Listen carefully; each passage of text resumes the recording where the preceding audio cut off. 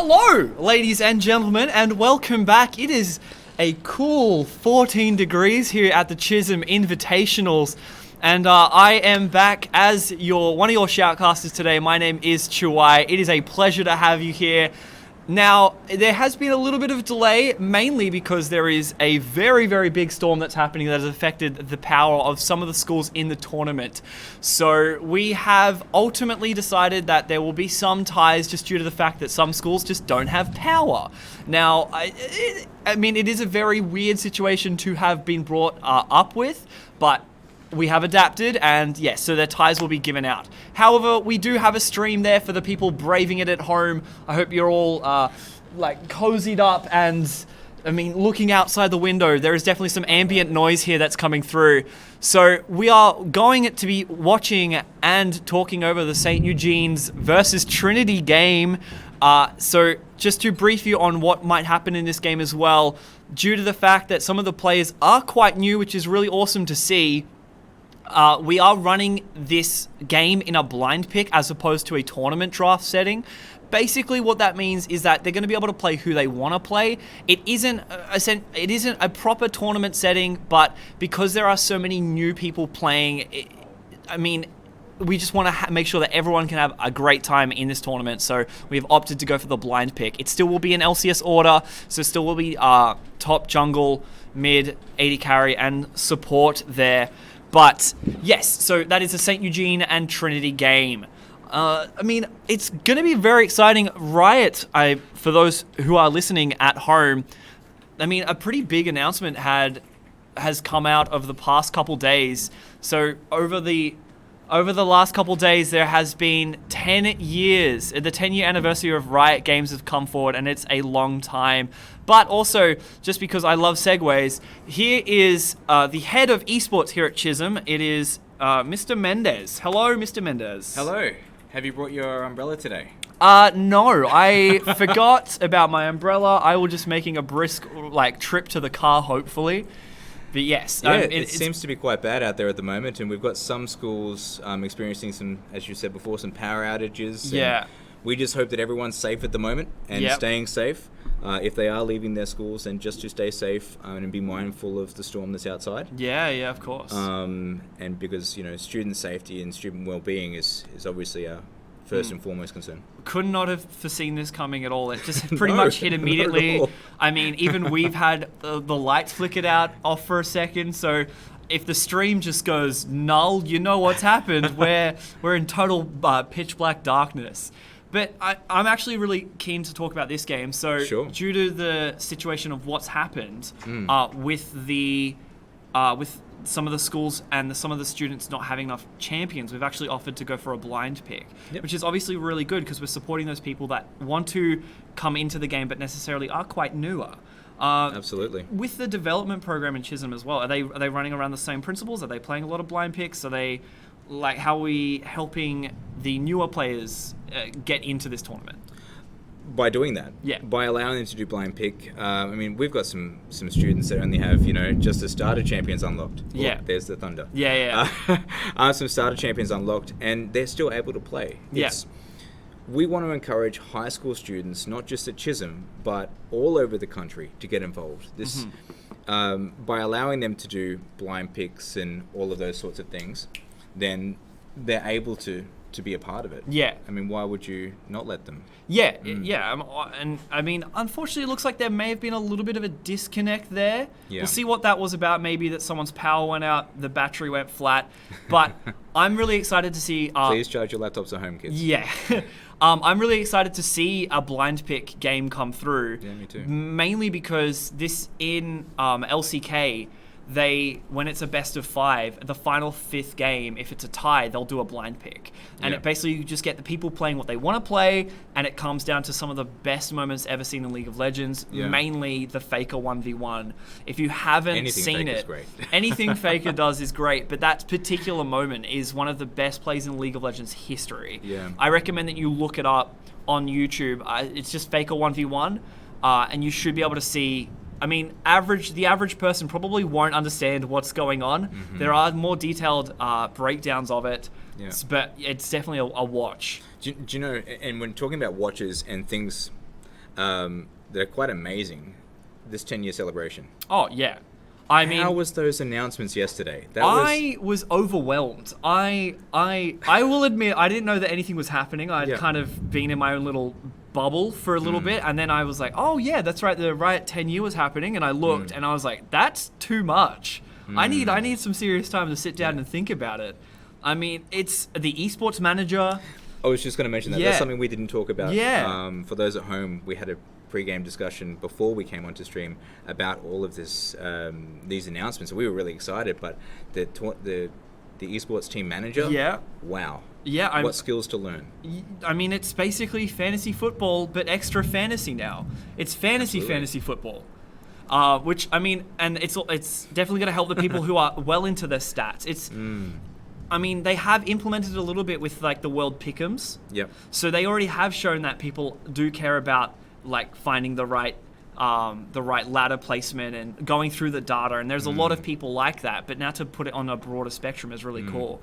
Speaking of that, the new card game, which is going to be a really big esports scene. I can already tell that Riot have put immense work into this. Most of last night and today I've been on that. Yeah.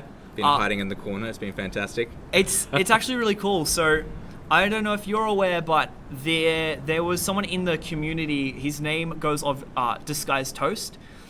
He's played a lot of TFT now. He's actually the #1 ranked TFT player in the world. Okay. He was actually brought in by Riot after he's known for also playing other card games. Okay. He's brought in by Riot to make sure that they were doing it well, and it was a well-adjusted, well-balanced card game. So it's interesting to see that Riot's also about mix of minions, right? That's yeah. It's interesting to see that Riot's willing to reach out and ask the community for support, especially when they are making these bold steps. I think the fighting game as well that's coming out. The person behind it, I may have missed his name, but I believe he also was very prominent in the fighting game scene. When I was a teen, many moons ago now, back in the arcade, I was a Marvel vs. Capcom player and a Mortal Kombat player and a Tekken player as well. Played that competitively. To see that Darius pool, that was amazing. Well, I think they summarized it really well. They said League of Legends has such an extensive range of champions that people have, like, they make cosplays of, and it's this whole world-building aspect that they just wanted to see it from another angle. Yeah. Instead of being a top-down isometric, you know, now you are going into a side, just a side-scroller like fighter, which is going to be really awesome to see the animation and how they can adapt things, especially the Darius being able to dunk on people and have those really cool combos. And these are very, very hard things to tailor and really get finesse. But if Riot has anything but time at this point, they've waited however long to get these announcements. I'm sure that they're going to make them perfect. We've been on Summoner's Rift for how long now? And even then it's getting adapted with the new preseason changes. Yep. So the elemental drakes now, instead of just giving you a buff, they affect the map. Yep. So the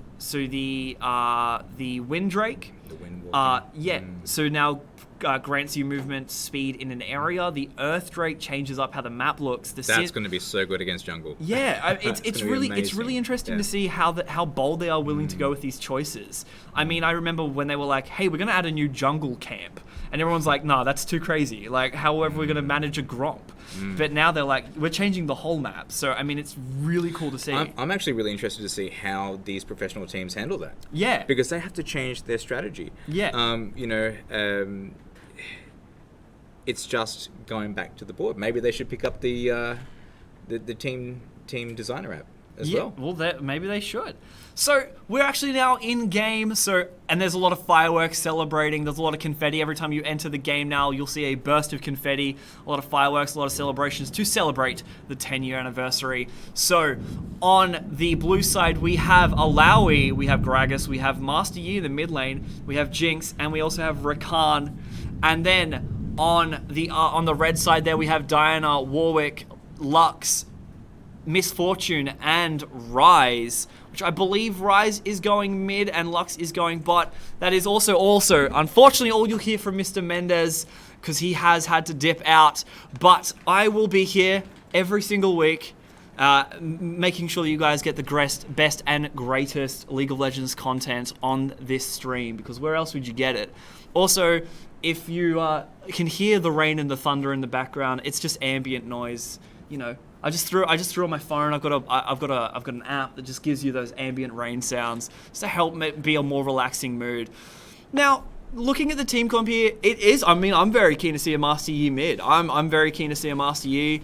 I wonder if he's going to go for an AP. He's going Conqueror, so probably not, because AP Yi was very big back in the day, as I say with my finger wagging up towards the sky. But now it's probably going to be more on the AD, Yi, just a hyper carry focus build. But against a Ryze may be able to shut that out pretty easily if he plays towards his range. I say that, but the Yi goes straight in. The Yi alpha striking onto the Ryze, saying, hey buddy, I know you're ranged, but I'm also in this lane here, and you need to respect the Yi. He's just walking up to the caster minions. This Yi is definitely showing his prominence in the lane there. There's nothing but the usual start as well. However, Gragas, I say that, Gragas did start on the blue side there, so maybe he's looking at going for an early gank onto the Diana in the top lane. The Yi going back in on the Ryze there, taking a lot of minion damage at the same time. However, he's overextended a little bit, and the flash will be burnt. The Yi. I go back to that mid lane. The Diana procs the electrocute. The Alawi is slapping each other. I love Alawi. I mean, we've seen a game again with Alawi in the background, and she just does a lot of damage. And the Yi is staying in lane. We'll see whether that is a risky move. Ryze does have teleport, so at any point, he could possibly take it down. The Alawi throwing down the slaps, pulling out Dinosaur, but unfortunately, I believe that actually hit the minion there, so it was not able to connect. And Diana will clear out the tentacles as another one just spawns there. I would love to see this Warwick go full movement speed. I know, realistically, that's not going to happen until Earth comes out, and Earth is, again, coming out. Full roster Earth, so make sure you pick up the most memeiest of strategies, because that will be in full effect there. The Alawi being able to grab onto the Diana as well, and slapping out her soul, pulling her in. The Diana's taking a little bit of damage, but same with the Alawi. The Alawi's going down, the Ignite being able to pop, and the first blood going over to Diana in the top lane. Woo! It's a very, very intense couple games here. The heal also being burnt there on the Misfortune. The Master Yi's now gone, hey, maybe I need to respect the Ryze a little bit, pull back. However, I believe he's going straight back in the Ryze, maybe able to do something here. He's just going to slowly just whittle down Master Yi as he comes through. The Alpha Strike not going to be able to find enough damage that he's going to be able to successfully follow up. He's going to, however, throw a bit of that meditation in and regain a little bit of health. Now, this is a cheeky Diana play. However, nothing has come of it. She's just going to be able to walk back out and just remind Alawi that she is in lane. She doesn't have teleport, so she will lose out on lane survivability there. But the Alawi has pulled out the soul. Unfortunately, there were no tentacles around, so the W won't actually affect any more on-hit effects from the tentacles. So that was a pretty equal trade there, forcing the Diana to go back. And she will probably try to heal up. Probably a little bit riskier to stay there in the lane. We're just looking at CS and around the board. We'll wait for the junglers to figure out whether they want to gank some lanes, whether they want to get some objectives, speaking of that, there's a Gragas coming straight in, throwing down the barrel, getting the flash out of Ryze, but Ryze is able to throw the stare and the stun down onto the Yi popping barrier to get out of there. That was a very, very nice retaliation there by Ryze, being able to flash into it, and unfortunately the Yi Alpha striked a little bit too far into the fray there, took a little bit of a tower shot, but however, he did not lose his life, and therefore nothing was lost. And it will only help the Gragas ganking into the Ryze lane next with the flash being down. The Warwick now looking like he will go into the top side there. The Alawi is maybe going over a little bit too far over. The Warwick now going to be maybe able to throw out the fear there, forcing Alawi to go back into the tower there. Alawi did flash onto, not the flash onto the Diana, but the Diana flashed. The Gragas getting caught out by the Lux, but he's going to be able to dash over and grab up a kill on the Misfortune there, making it 1 kill for the Gragas. The Yi now going back in on the Ryze. Ryze is going to be able to throw out the snare plus a shield and just do what Ryze does best and roll his face over the keyboard, getting as many abilities out as he possibly can. The Yi, buddy, you got to run away. You're overextended too much. There you go. Find safety and purchase behind your minions there. Warwick is invading, and this is non-stop. This is going on and on and on. It is like the movie Speed. We've hit the accelerator and we cannot brake.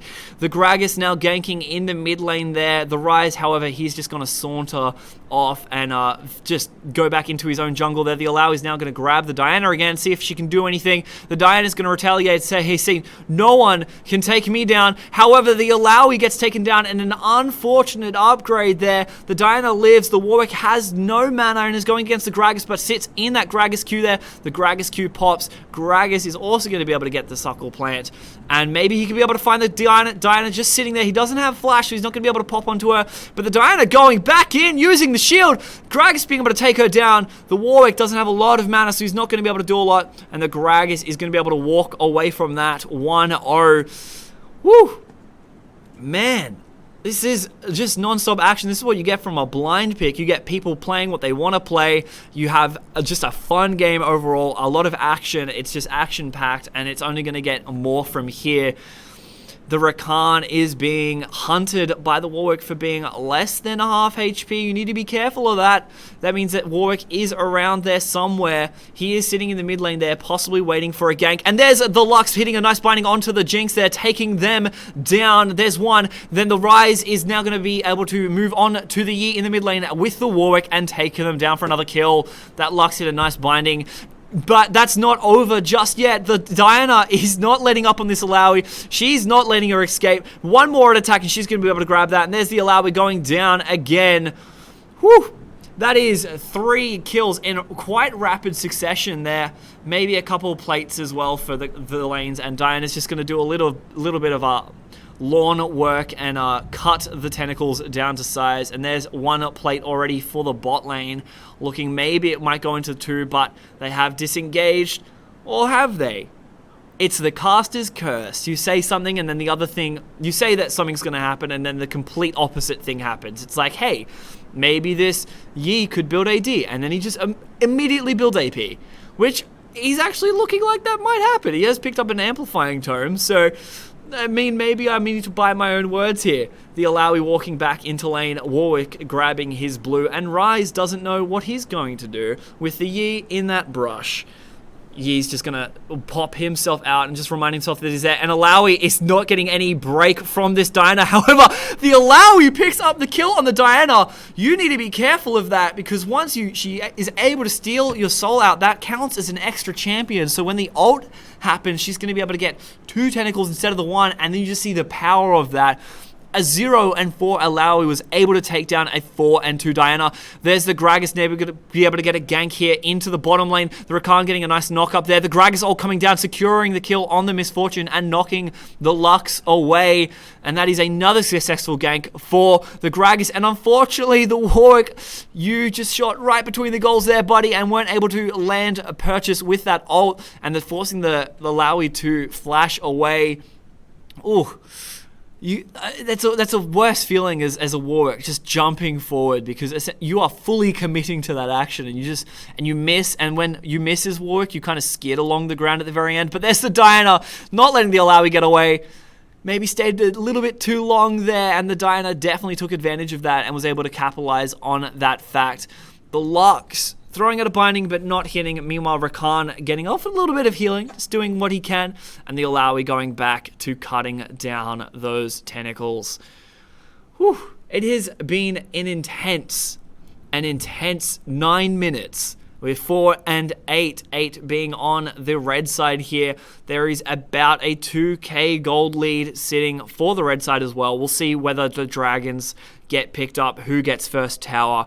I mean, this Diana is already sitting at a nice 5 and 2. If I were her, you'd be happy. But at the same time, you got to be careful, because you did overextend before and get caught out by the Alawi, and the Alawi was able to capitalize on that. Also, there is a 3-0 Gragas. There's the Lux Q coming through and catching the Jinx, and the Jinx is going to be able to find that her rockets are able to be able to pick up the kill with an ult, and there is the Diana picking up another kill on Alawi in the top lane. There's a nice trade back and forth, but I believe that this Diana is getting a little bit too hard to handle now just for this Alawi. So we'll see how this can, what blue side do to help. And there's a cheeky Rise teleport into the bot lane there. Rakan's going to be able to go for a knockup, but whether anything happens from here, the Jinx gets the snare off. Miss Fortune is just going to be blasting away with all she can, and Rise picking up a great kill there with the Q, with the auto attacks, with his face rolling over the keyboard. He's going to be able to pick up a nice little double kill in the bot lane there. Maybe look at now going for Cloud Drake as the jungler is there, as Rise is there, just getting a little bit of HP back. Doesn't look like they will go for it though. Maybe they will go for the bot lane, or maybe they will go for the Drake. We'll find out. How high can my voice go? I don't know. We'll see how aggressive this Diana plays. Again, the Diana going in just as I said that, but the Alawi ult coming down. The Gragas also there being able to help out the Alawi as a great teammate he is, and being able to take down the Diana. That is a beautiful gank there from Gragas, understanding that Diana was a little bit of ahead than Alawi, and being able to be a good jungler and assist in a gank. But even still, Alawi managed to hold her own with that ult. If I was Diana, you'd have to be careful and make sure that you do know when Alawi does have the ult, so you don't overextend. You don't want to lose the lead that you've lost, the 6-3. You just, play to your strengths. And there is the Warwick now sitting in the mid lane there. The bot lane is taking a little bit of damage there. The tower aggro hitting on the Miss Fortune, but now the Warwick has found the Gragas inside the river there, being able to land on his ult. The Ignite going down on the Rise. The Warwick flashing over, however, the Yi is now gone in for the Alpha Strike. The ult has also been popped. The Alawi has also shown herself, but doesn't have ult, so she's going to be throwing out Qs. But that is enough to find the Warwick down.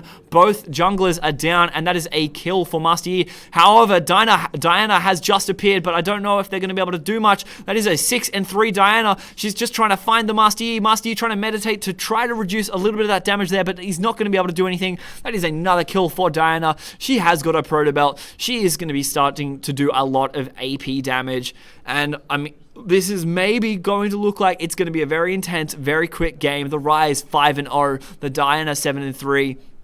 Build your magic resistance. Get your cloaks, get your Banshee's Veil, get all the magic resistance, because you'll need it. Looking at that Rise and that Diana. Diana looks like she might be able to grab the first tower of the game, but Gragas says no. The body slam doesn't hit. The explosive cast, also the Q, doesn't hit. And there's just general chaos over the map. And if you think this is bad, if you think this is intense, wait till Earth comes out, because this is 13 minutes already, but 13 minutes in a normal game is like 2 minutes in Earth. I love Earth. It's great, and I'm glad that Riot are bringing back the full roster for Earth, and it's not random. And there's the Lux throwing out the binding, the Q, the W, the E, the ult, but not going to be able to land on anything there. The Miss Fortune stepping just into a little bit of tower range. The Master Yi now roaming to the bot side, but however, Warwick is nearby. He is on the hunt, and there's the Master Yi going in to the Warwick, but I don't know if he's going to be able to do anything. The fear lands on the Master Yi from the Warwick, and he's going to be able to take down the Master Yi. The Gragas as well, helping out Alawi again in the top side. Looking like Miss Fortune and Lux may take the first tower of the game. I don't know if they have enough minions for it, though. It's going to be down to the wire, and there they take it. First tower of the game goes to the red side, and they are now seeing it at a much further 6k, 7k gold lead now, which will only keep extending the more towers they take down, the more objectives they take down.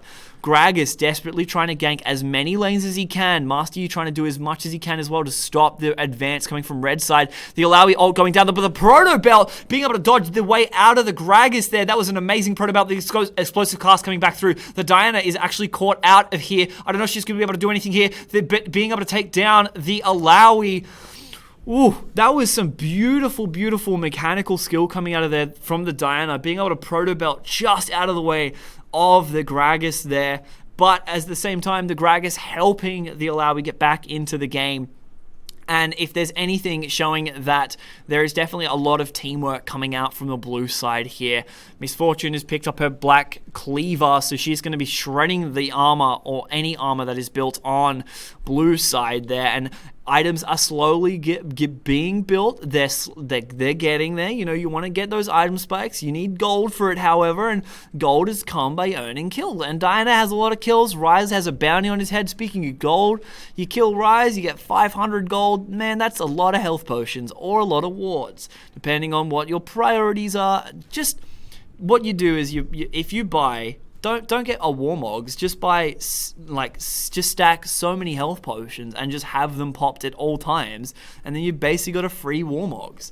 I mean, you won't have any other items, but it's definitely a build you could do. I don't know whether it's a good one, but you could definitely do it. There's the Gragas now making his way down into the bot side there. The Lux finding the binding onto it, plus the Q, plus the ult, but unfortunately not going to be able to get the E off. And Gragas is coming around from the backside. Misfortune laying into the Jinx, but Gragas finds the ability to grab the Lux, but Lux gets away. The explosive cast not going to be able to find the poke and the crowd control that he was finding before. The binding coming out from Lux, the ult coming out from Jinx there, not going to be able to find the final bit of HP there for the Misfortune. The Lux walking away with just a sliver of HP because Rise has teleported in, much like a superhero arriving at the precise moment. Rise throwing that ult down to teleport to protect the Lux while she walks away with just a bare little bit of health. The Q coming out to stop the recall of the Gragas as well. Rise is not letting him go back until Rise allows him to go back, and I would be careful. That is a 6-0 Rise, and Rise is definitely a character that works better in the late game. And there's Master Yi. The Misfortune is altered onto the Master Yi, making Master Yi aware of it, but oh, that was almost a little bit of a misplay there. The Master Yi accidentally attacked a minion instead of hitting the Misfortune, with almost led to him being taken down, but he was able to find the kill, flash away from that Lux binding. Lux does have the ult up, so we'll see if she goes for a snipe here, but I don't know if she can. She's lost vision range on to the Master Yi. The Master Yi is now going to pop a meditate, going to get a level up, gonna do all the good things, regain a little bit of health. And there's the Gragas going in on the Warwick, throwing down the Q, throwing down the body slam, but not gonna be able to stop the tower from being taken down.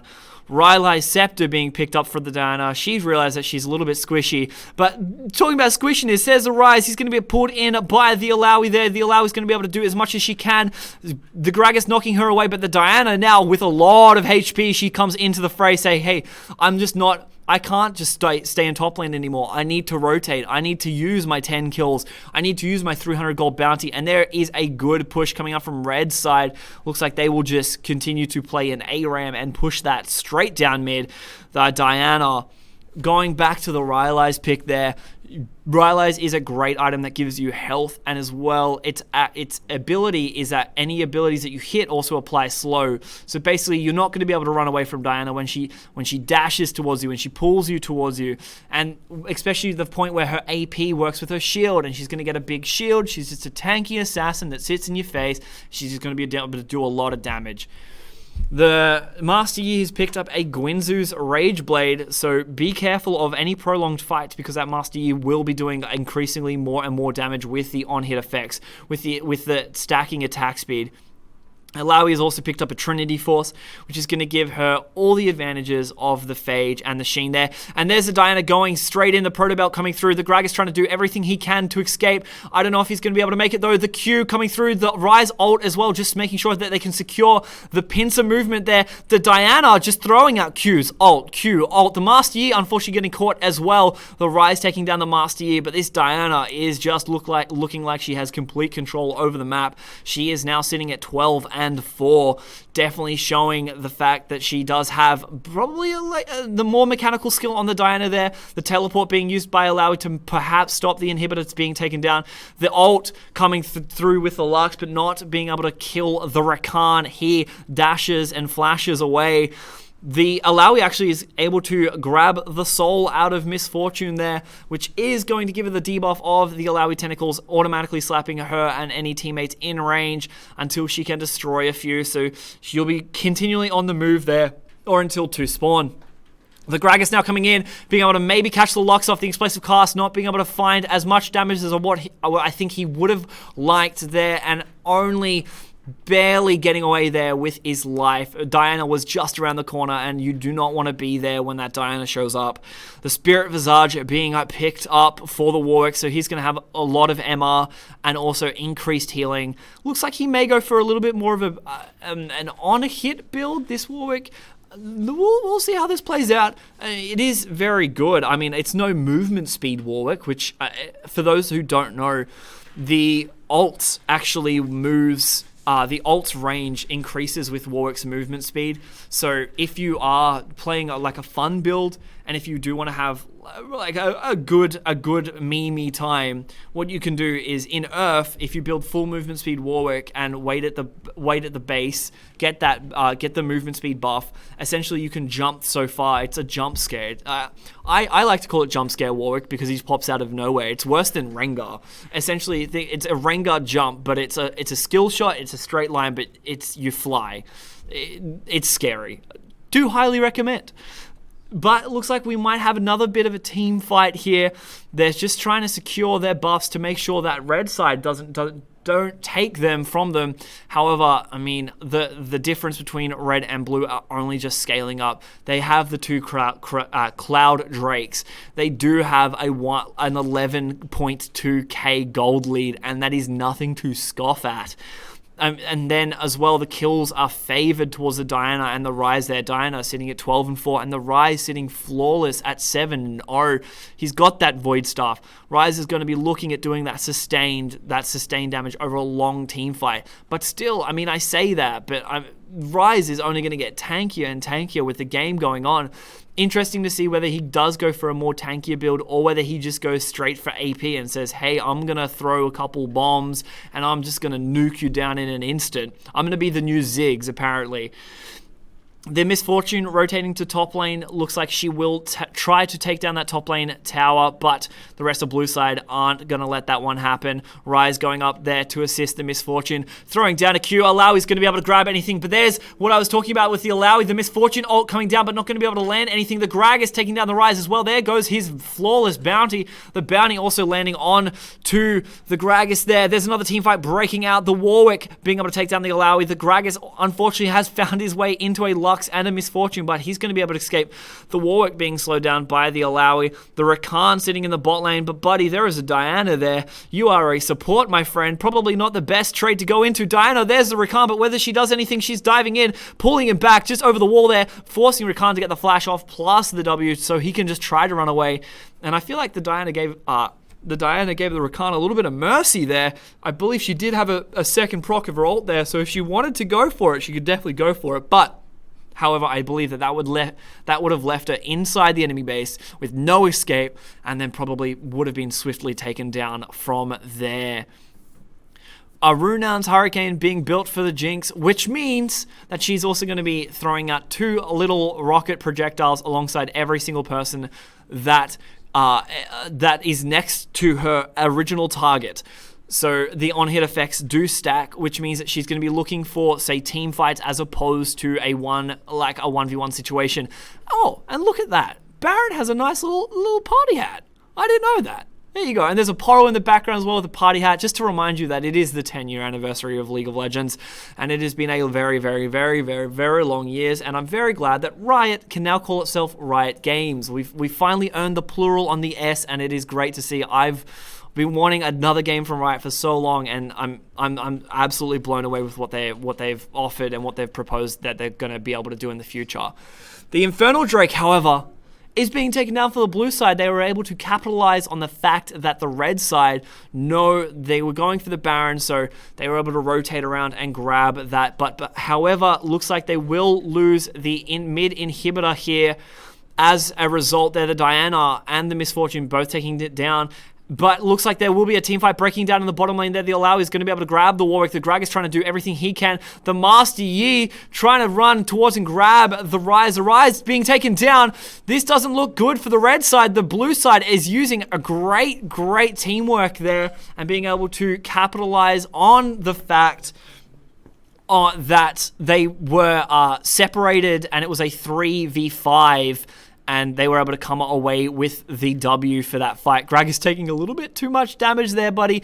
You cannot take too many tower shots, but speaking of tower shots, Miss Fortune is definitely delivering a few tower shots of her own, taking down possibly one Nexus turret. There we go, but taking a little bit of turret damage at the same time because the minions weren't there to back her up, because when the Baron buff, what it does is it empowers the minions, and it also empowers the cannon minions so they sit outside of tower range but can still attack the tower. That means that when you start to get to that late game, you can just have a wall of cannon minions that just continually fire upon the turret if no one takes them down. The Proto Belt unfortunately missing by Diana. Diana may find herself in a little bit of a sticky situation there, but being able to force to flash out. Gragas surviving as well, but the Diana is not over. She smells blood just like Warwick and going straight back in the Alawi, throwing down the ult, but unfortunately not going to be able to do anything else from there. Warwick also picking up the kill on the Gragas, being able to cement and kill steal that away from the Diana there. Kill steal, kill secure, KS. Tomato. The Diana also escaping there, but playing extremely reckless. The ult coming down from Warwick, being able to take down the Master Yi. There is 3 people down. There is 5 people up for red side. Only 1 Nexus turret, so it looks like this may be game here. We shall see what happens. The Warwick is going to be able to take down the turret with the assist of the rest of the team. However, Rise escapes with just a little bit of health. The Jinx goes down. That will soon be the Nexus as well. The Rise teleporting in just to get that final cinematic because he's facing away because Cool Skies don't look at explosions. And that was a very, very intense 26-minute game. Oh my lord. Woo. I mean, great game all around. That was just a very intense game. Both teams show that they were both strong in different situations. I mean, you definitely did have strong solo laners coming out of, say, the Diana and the Rise, but then when you compared it to the team fighting capabilities and the teamwork of the blue side, they were able to use it to a really good advantage, even capitalizing in that final team fight where they did have three members against 5, and the blue side were able to capitalize on that and take down a turret, which unfortunately did not bring them back into the game, but you know, steps are steps. And we've got Mr. Mendez back with us as well. Hello. Hello. What a game. What a game. What a game. What a storm. The storm's done. The storm just came and went as fast as that Miss Fortune taking down mid there. Yeah, I mean, she definitely just sat there and was just poking it down. I mean, just right-clicked, hands off the keyboard, just doing what she can, Diana clearing the was waves. protecting the jungle side for her there while she pushed alone. It was, it was pretty good. Yeah, I mean, that was just a good game. Both sides, as I had just previously said, like showed premise in 2 different ways. Yeah. I mean, you got to give the MVP over to that Diana. Admiral JB. How good was that ult though? She was so good with that and able to just dive. Yeah, especially the little thing with the Proto Belt, being able to use that. A lot of people will forget about their active abilities, or their active items, and just to know that she was always aware of a good support doesn't. A good support won't, but you kind of like, it's like how you die in a team fight and you actually realize you had Zhonya's the whole time. Yeah, it sucks. But yeah, MVP definitely to Diana, and the ace over the other team to the Gragas. He was able to really support his team and come through. He was a good engager, I found. Yeah. And he was able to really let's face it, the Alawi probably had a little bit of a harsh lane. She did eventually go 2-11, but the Gragas was able to go top and support her and help her take down the Diana at key moments. So Alawi was never truly alone there in the top lane. I mean, is there any closing statements from you? I just wanted to say, first of all, thank you for doing such a great job at the casting. Those people at home who don't know, Dylan's actually an ex-student of Chisholm who's come back to cast. And we're very happy to have him on board, and I'm sure you would agree that he's doing such a fantastic job and has done with us this entire year with casting at Chisholm. I also wanted to say apologies to those people who couldn't be cast tonight.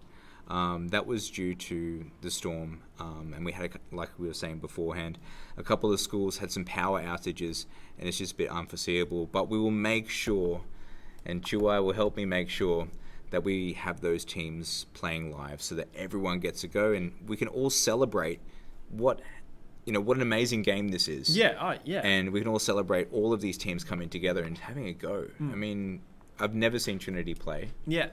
and that was quite good. Yeah. I mean, well, if that's all, I don't think I have any further statements to say. Nothing from you. No one-liners. Goodbye, week 2. Yeah, goodbye, week 2. We'll see you next week. Please, as well, follow us on the Twitch channel so you know when we go live, and we'll catch you next week.